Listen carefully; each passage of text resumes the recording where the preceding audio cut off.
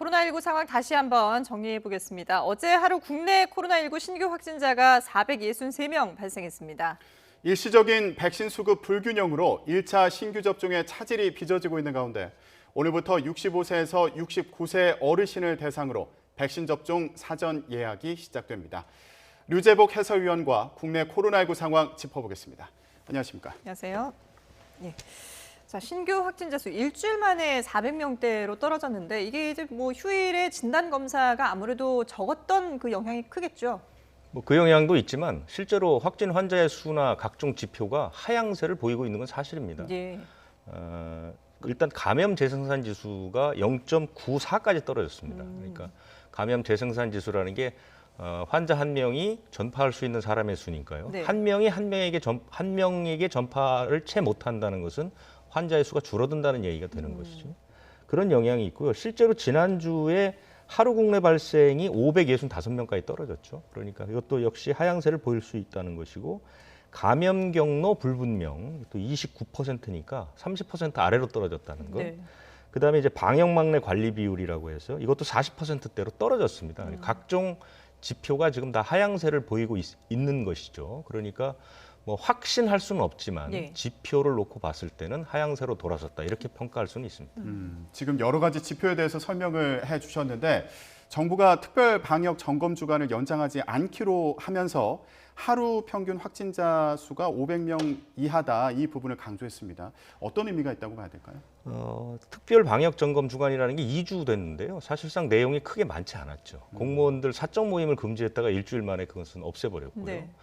그 특별 방역 관리 주간에서 효과를 봤다고 평가받는 것은 유흥업소에 대한 대대적인 단속, 이 부분은 효과를 봤다고 봅니다. 실제로 많은 유흥업소가 적발되기도 했고, 네. 유흥업소발 감염이 최근에 적어도 서울, 수도권, 부산 지역에서는 잠잠합니다. 다른 지역은 좀 있지만요. 그런 효과는 있지만 가시적인 효과는 보지 못했다고 생각하고요. 예. 실제로 제일 중요한 건 이번 주 또는 다음 주, 2주가 중요하다고 봅니다. 왜냐하면 각종 지표가 하향세를 보이고 있지만 지난주에 아마 다 아시겠지만 그 어린이날과 어버이날이 있었고 또 향락철을 맞아서 어마어마하게 많은 이동이 있었습니다. 네. 사람들이 정말 많았죠. 그러게요. 차량도 많았고, 그 일주일의 성적표가 이번 주 후반부터 다음 주까지 나오게 됩니다. 그때 또 이 정도의 하향세가 유지된다면 4차 유행은 어느 정도 안정권에 들어설 수 있다.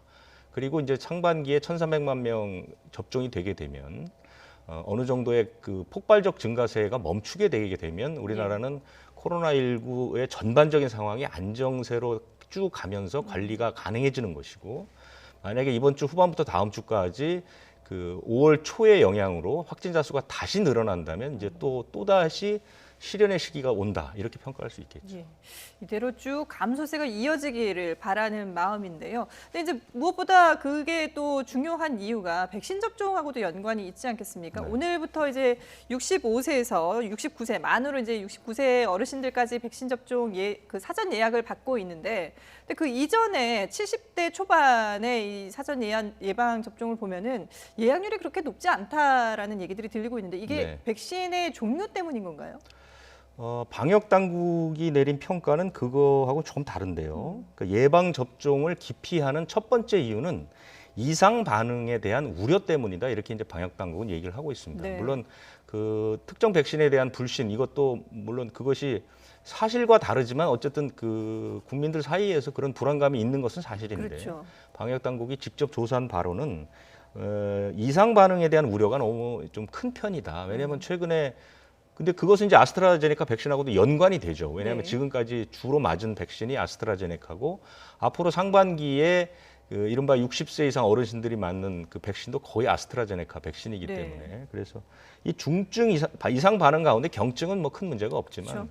중증 이상 반응 문제는 사실상 이제 국민들이 받아들이는 체감 심각도는 꽤 큰 편입니다. 그래서 실제로 어르신들 가운데 이 중증 이상 반응이 두려워서 이제 맞기가 꺼려진다는 분이 실제로 많이 있더라고요. 제가 물어봤을 때도. 그래서 이 부분에 대한 좀 대응 체계를 강화할 필요가 있다라는 게 전문가들 사이에서 얘기가 많이 나오거든요. 그러니까 지금은 그 이른바 이제 어느 정도 시간이 거쳐서 백신 접종과 반응과의 연관성이 확인이 된 경우에만 이제 보상을 해주는 이런 체계가 네네. 있는데 이런 체계보다는 조금 선도적으로 지원할 필요가 있지 않느냐. 그러니까 그리고 또 하나는 앞으로 이제 그 상반기에 거의 많은 분들이 이 어르신들이 많이 맞게 되고 그러면 지금의 비율대로 중증 이상 반응 신고가 들어온다면 일선 보건소의 인력 가지고 이 이상 반응을 둘러싼 상담을 해줄 수 있겠느냐 이 부분에 대한 걱정들이 많거든요. 예. 그래서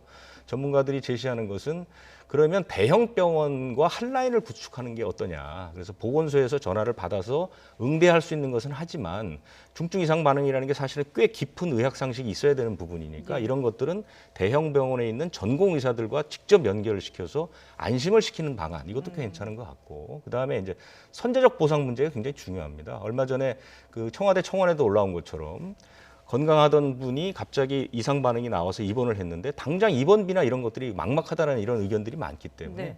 이런 것들이 기존의 보상 체계를 건너뛰어서 일단 선제적으로 그러니까 백신을 맞은 뒤에 신고되는 이상 반응은 조금 다른 특례 규정 같은 걸 만들어서 우선 보상을 보상보다는 우선 이제 지원을 해주는 방식들 그리고 이제 장기적인 것이고 필수적인 것은 뭐 상병수당 같은 거. 그다음에 이제 백신 휴가 같은 거 이런 것들이 좀 활성화돼야 사람들이 안심하고 백신을 좀 맞지 않을까. 그러니까 백신의 그 접종 의사를 올리기 위한 방안들이 좀 제시가 되고 있습니다. 근데 사실 이게 뭐 물론 보상이나 이상 반응에 대한 보상이나 지원도 중요하지만 일단은 이상 반응 자체가 안 일어나는 게 가장 좋은 케이스일 텐데 근데 이거는 개인마다 워낙에 이게 차이가 있기 때문에 특정할 수가 없는 거죠. 그러니까 지금 그것도 사실상 이제 뭐 오해들이 많죠. 그러니까 이거는 시간의 흐름에 따라서 이상 반응이 나타난다고 현재 봐야 되지. 백신을 맞은 뒤에 그로 인해서 이상 반응이 일어난다고 볼 수가 없거든요. 실제로 그런 경우는 거의 없습니다. 네. 지금도 우리가 지금까지 심의한 수많은 이상 반응의 그 심의 결과를 봐도 실제로 인정된 것은 10건 미만입니다. 네. 나머지는 다 연관성이 없는 것으로 나오고 있거든요. 그렇기 때문에 그런 부분에 대한 정부의 홍보도 사실 굉장히 중요합니다.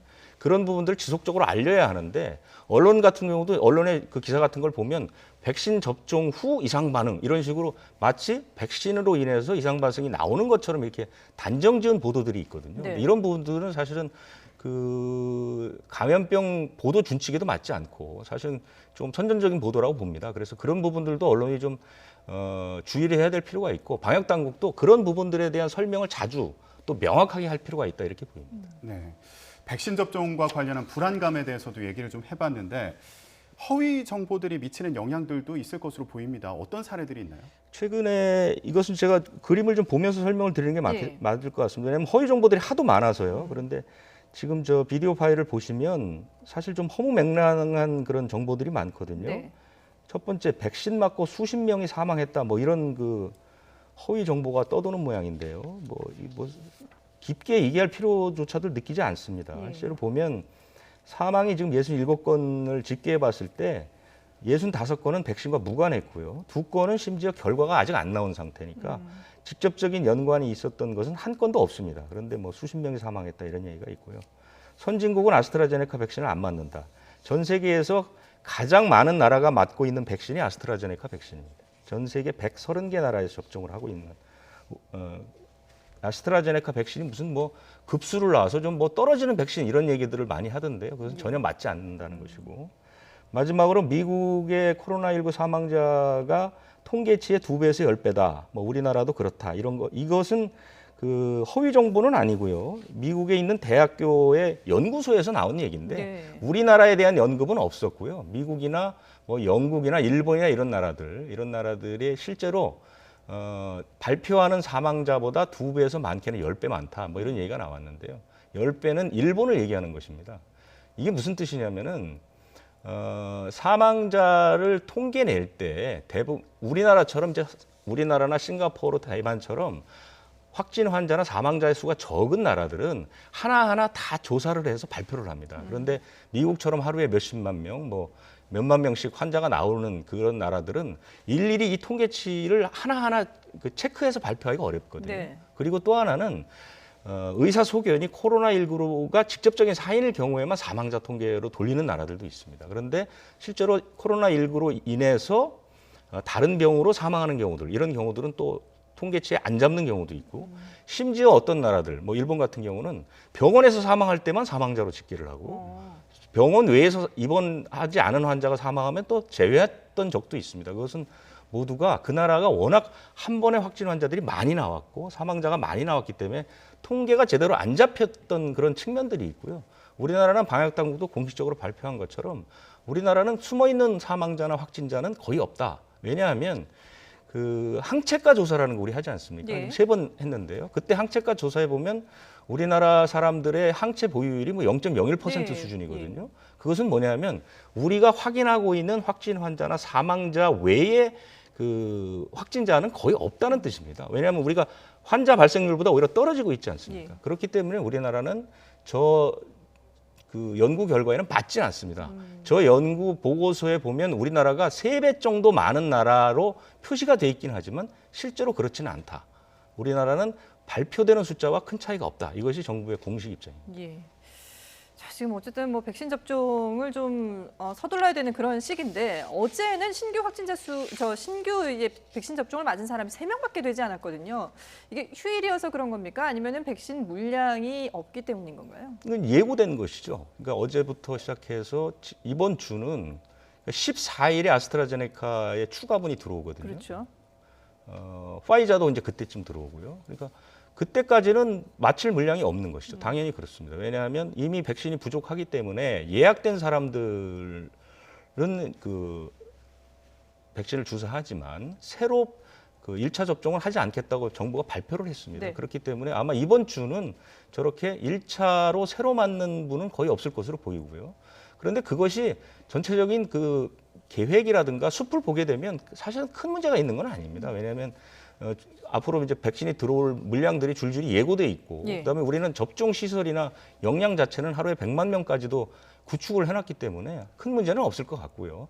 계획대로 백신이 들어온다면 이번 주가 지나면 하루에 15만에서 20만 명 접종은 가능할 것으로 보입니다. 그러면 백신 접종의 효과도 좀 짚어봤으면 좋겠는데 요양시설 같은 경우에는 백신 접종 실시 이후에 확진자 수가 20명대까지 낮아졌고요. 어제는 4명에 불과했다고 합니다. 어떻게 평가할 수 있을까요? 뭐 확실히 그렇죠. 왜냐하면 집단 감염 가운데 요양병원과 시설의 비중을 조사해 보니까 작년만 해도 거의 절반 이상 우리가 많이 그 소개했던 기억이 나는데요. 네. 올 1, 2월에는 5.7%까지 떨어졌고 지난달에는 1%로 떨어졌습니다. 이미 이제 요양시설이나 요양병원에 종사하시는 분들, 그다음에 입소하시는 분들, 입원 환자들은 거의 80% 이상이 접종을 마쳤습니다. 그렇기 때문에 요양병원과 요양시설은 어느 정도 집단 면역이 이루어졌다라고 평가가 되는 것이죠. 그러다 보니까 이제 예외적인 경우, 그러니까 접종을 맞고 뭐 2주가 지나기 전에 뭐 감염이 된다든가, 그다음에 백신이라는 게 효과가 100% 나오는 것은 아니고요. 그렇죠. 1차 접종했을 때는 뭐 60%에서 80% 정도가 나오니까 아주 예외적으로 환자가 발생하는 그런 상황이라고 지금 볼 수 있습니다. 지금 그러니까 아무래도 백신을 맞고 난 뒤에 좀 상황이 좋아지다 보니까 대면 면회도 고려하고 있다라고 하는데 조건이 있죠, 대신에. 대면 면회가 이제 시작이 됐죠, 예. 벌써. 그러니까 입소하신 분이라든가 또는 면회를 가시는 분 중에 한 분만 2번 접종을 하게 되면 대면 면회를 하는데, 대면 면회는 이제 별도의 시설을 갖춰놓고 네. 면회를 하는 겁니다. 그러니까 지난해처럼 아예 이제 면회 자체를 못 하는 것은 아니고 그런 조건을 갖추면 면회할 수 있도록 완화를 시키는 것이고, 그 조금씩 더 풀어줄 계획입니다. 그리고 또 하나는 이제 요양시설 같은 경우가 선제 검사라는 걸 하지 않습니까? 예. 아주 심각한 곳은 일주일에 2번까지 했는데 이 간격도 좀 넓게 하기도 하고요. 그래서 요양시설과 병원은 이제 그 코로나19의 감염 위험으로부터 점차 벗어나는 방식으로 관리하는 그런 쪽으로 좀 정책이 가고 있습니다. 예. 그런데 전남 여수에 있는 요양병원에서 집단 감염이 일어났습니다. 이 가운데 아스트라제네카 백신 1차 접종을 맞은 경우에도 확진자가 나왔다. 이래서 좀 논란이 됐는데요. 아마 2차 접종까지 완료되지 않아서 그 감염 예방 효과가 좀 부족했던 거 아닌가 이런 얘기도 있습니다. 그럴 가능성이 높습니다. 지금 보면은 그분이 아스트라제네카를 맞은 게 지난 3월 3일이고요. 다음 주쯤에 2차 접종을 하기로 했는데 네. 우리나라에서 조사한 걸 보면 이제 아마 이 요양병원의 요양보호사나 입원 환자니까 대개 60세 이상 연세가 많으실 분들인데 우리나라에서 지금까지 이 효과를 조사한 거 보면 1차 접종 2주 후에 예방 효과가 86% 정도로 나왔습니다. 그러니까 10명 가운데 1명 반 정도는 감염이 될 수 있다는 것이죠. 이론적으로 그렇습니다. 그렇기 때문에 그리고 2번 맞고 2주가 지난 뒤에라도 아스트라제네카는 평균 70% 정도의 효과를 보기 때문에 그래서 감염이 됐을 수 있다. 이렇게 추정은 가능하지만 이것도 아직 조사가 끝나지 않았기 때문에 단정적으로 말하기는 좀 상당히 어렵습니다. 그렇군요. 자, 지금 방역 당국은 코로나19 바이러스가 토착화할 것이다라면서 결국은 독감처럼 백신을 맞으면서 함께 살아가야 할 것이다라고 전망했습니다. 관련 얘기 한번 들어보시죠. 이렇게 국가별로 유행 시기가 다르기 때문에 설령 변이가 출현하지 않는다 하더라도 코로나19가 계속해서 순환해서 유행할 가능성이 높은 상황입니다. 코로나19는 인플루엔자보다도 피해가 크고 대응이 어렵습니다. 인플루엔자에 대해서도 전 세계가 매년 예방접종을 하고 있습니다. 코로나도 마찬가지의 대응이 이루어질 것이라고 예상됩니다. 예. 코로나19와 함께 살아가야 된다. 이게 독감과 비슷하다라고 하면은 지금 정부가 11월까지 이제 집단 면역을 완성할 것이다라고 목표를 세우고 있는데요. 그러면 이게 집단 면역이 생기더라도 활성이 되더라도 결국은 독감처럼 계속 우리가 백신을 맞으면서 살아가야 된다라는 건가요? 그 집단 면역과 관련해서 얼마 전에 이제 우리나라에서 아주 유명한 학자분이 집단 면역 형성이 어렵다 이제 그런 말씀을 했고 그렇죠. 미국에서도 그런 얘기가 나왔는데 이것은 좀 쉽게 예를 들어서 설명을 드리자면 군대와 경찰의 역할을 보면 됩니다. 그러니까 군대라는 것은 적을 섬멸하는 목적을 가지고 있죠. 완전히 박멸하기 위해서 투입되는 게 군대거든요. 경찰은 뭐냐면 안정적으로 유지하는 역할을 하는 것이죠. 그러니까 경찰이 있는 나라라고 범죄가 발생하지는 않습니다. 그렇지만 범죄 발생을 최소화하고 범죄가 발생하더라도 그것을 최단 기간 내에 해결을 해서 질서를 유지하는 그런 역할이거든요. 백신은 경찰의 역할이라고 보면 됩니다. 군대가 상주하는 나라를 정상적인 국가로 보지 않고 경찰이 상주하면서 범죄 발생을 최소화하는 것을 안정적인 국가라고 보거든요. 백신의 역할은 그렇게 보시면 됩니다. 그러니까 백신을 맞게 되면 코로나19라는 바이러스 자체가 지구상에서 사라지는 것이 아니라 발생이 최소화되고 발생이 되더라도 일상생활이 가능하도록 유지해주는 기능이 백신이다. 이렇게 보시면 되겠고요. 이제 백신이 문제는 지금 가장 대두되고 있는 문제는 뭐냐면 면역 효과가 얼마나 갈 것이냐 그 문제거든요. 지금까지 연구 결과로 놓고 봤을 때는 6개월까지는 가능한데 그 후로는 모르겠답니다. 지금도 아직까지 왜냐하면 지금 전 세계가 백신을 집단적으로 맞기 시작한 게 몇 달이 되지 않았습니다. 그렇죠. 시간이 더 지나봐야 되는 것이죠. 그래서 그렇기 때문에 이제 독감처럼 1년에 한 번 맞을지 6개월에 한 번 맞을지 또는 이제 백신이 변이가 일어나면 독감도 1가, 2가, 3가, 4가 이런 게 있지 않습니까? 이런 것처럼 변이에 맞춘 백신이 계속해서 이제 나타날 가능성이 있는 것이거든요. 그러니까 그런 상태, 우리가 범죄가 전혀 없는 나라가 아니라 범죄가 일어나지만 그래도 안심하고 살 수 있는 환경, 이것이 백신의 역할이다 이렇게 볼 수 있는 것이고요. 면역 효과에 대해서 얘기를 해봤는데 집단 면역이라는 말도 많이 듣고 있거든요. 네. 정확한 의미를 좀 짚어볼까요? 집단 면역도 제가 쉽게 설명을 드리자면 한 집단 내에 10명의 구성원이 있다고 이제 예를 들겠습니다. 코로나 바이러스는 이 10명을 징검다리 삼아서 움직이고 있습니다. 그러니까 10명의 돌이 10개가 있는 징검다리를 코로나19 바이러스가 밟고 지나가면서 이제 감염을 시키는 거거든요. 그런데 한 명이 백신을 맞게 되면 10개의 징검다리 안에 돌 하나가 빠지는 겁니다. 그러면 백신이 쭉 가다가 그 빠진 곳에서는 전파가 안 되는 것이죠. 그런데 이 돌이 하나가 빠지고 둘이 빠지고 5개가 빠지고 6개 정도가 빠지면 바이러스가 옮길 수 있는 징검다리 자체가 없어지는 것이죠. 그것이 집단 면역입니다. 그래서 절반이 넘는 60% 이상 맞게 되면 집단 면역이 일어난다. 감염이 되지 않는 게 아니라 감염을 옆 사람으로 전파할 수 있는 이 여지가 사라진다는 것. 이것을 집단 면역이라고 보시면 가장 쉽게 이해하실 수 있을 겁니다. 그런데 지금 이제 남아있는 가장 큰 변수 중에 하나가 바로 이제 변이 바이러스 아니겠습니까? 영남 지역을 중심으로 지금 변이 바이러스가 활성화되고 있는데, 근데 이 변이 바이러스가 수도권에서도 지금 계속 발견되고 있어서 우려가 큽니다. 지금 그 영국발 변이 바이러스가 가장 심각하고요. 예. 나머지는 아직까지 이제 가시적으로 위험성을 느끼지는 않고, 왜냐하면 영국발 변이 바이러스는 울산에서는 지금 새 환자의 60% 이상이 영국발 변이이기 때문이고요. 네. 실제로 영국발 변이 바이러스가 가장 많이 발견된 곳은 울산이 아니고 경기도입니다. 그러니까 수도권 지역에서도 영국발 변이 바이러스는 있는 것이고 예. 추세 자체가 최근에 이제 새로 나오는 집단 감염, 영국발 변이가 발견되는 집단 감염이 울산 쪽이 많다고 보기 때문에 네. 울산을 현재 영국발 변이 바이러스가 굉장히 창궐하는 우세종으로 자리 잡은 지역으로 보는 것이고요. 다른 곳으로 퍼질 가능성은 얼마든지 있겠죠. 왜냐하면 바이러스가 뭐 전국으로 퍼지는 거랑 똑같은 논리이고 영국발 변이 바이러스는 특히 전파력이 상당히 강하기 때문에 그렇죠. 지금 울산 쪽의 봉쇄를 조금이라도 풀리게 되면 그 인근 지역을 포함해서 전국으로 퍼질 가능성은 대단히 높다 이렇게 볼 수 있습니다. 영국발 변이 바이러스뿐만 아니라 남아공 변이 바이러스에 대한 우려도 있지 않습니까?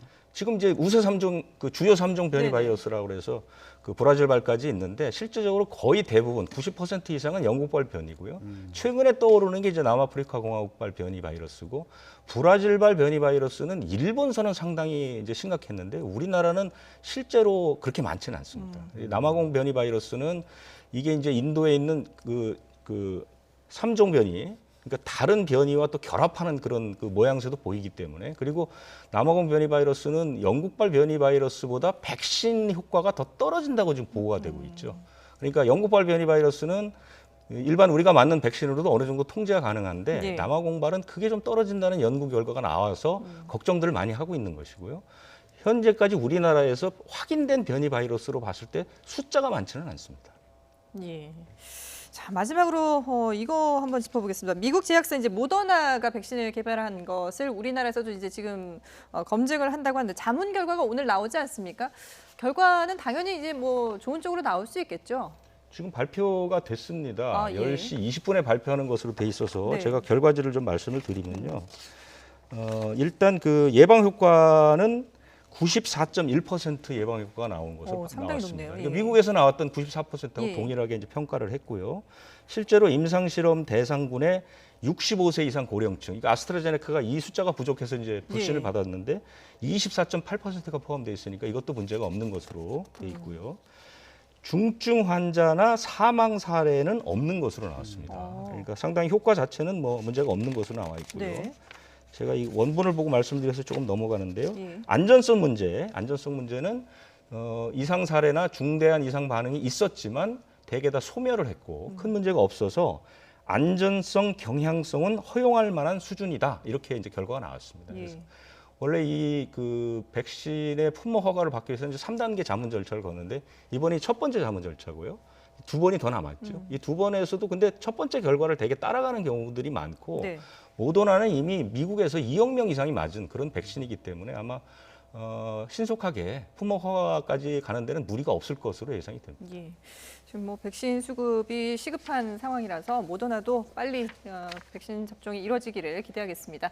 네, 지금까지 유재복 해설위원과 함께했습니다. 잘 들었습니다.